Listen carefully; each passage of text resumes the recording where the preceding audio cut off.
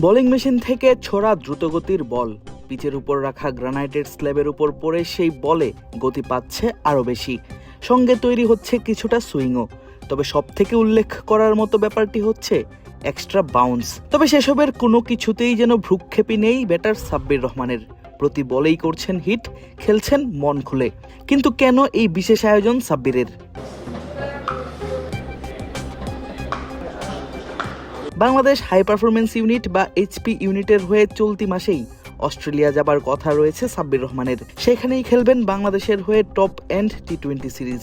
অস্ট্রেলিয়ার কন্ডিশন কেমন হবে তার ধারণা করা যায় আগে থেকেই। পেস সহায়ক উইকেট থাকবে, গতির সঙ্গে বাউন্সও। আর সেই বলগুলো মোকাবেলা করার চেষ্টাই সাব্বির করছেন অনুশীলনে। এমন বাউন্সি বলে এমন সব শট যে এত আরামে খেলা যায়, সেটাই যেন প্রমাণ করতে উঠে পড়ে লেগেছেন এই ব্যাটার।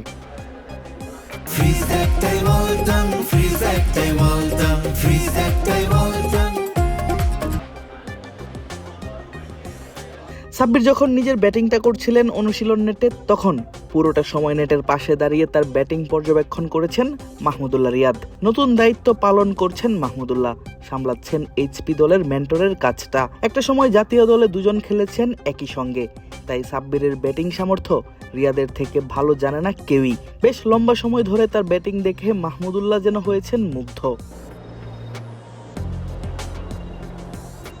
বেশ অনেকদিন ধরেই হোম অফ ক্রিকেটে চলছে এইচপি দলের ক্যাম্প।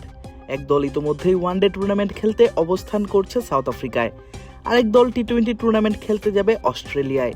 সাব্বির জানেন, এইচপিতে আবারও নিজেকে প্রমাণ করতে পারলেই খুলবে জাতীয় দলের দরজা।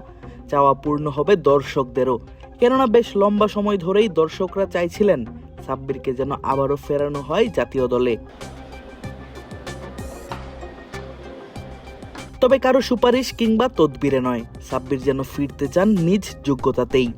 বিসিএল এ করেছিলেন দুর্দান্ত পারফরম্যান্স, ডিপিএল এ তেমন ধারাবাহিক রান করতে না পেরে চলে গিয়েছিলেন ইংল্যান্ডে। সেখানেই এক একাডেমিতে করেছেন নিজেকে নিয়ে কাজ। এবার এইচপিতে ডাক পেয়েছেন এই অলরাউন্ডার। দেখার পালা অস্ট্রেলিয়ায় পাওয়া সুযোগ কিভাবে কাজে লাগান তিনি।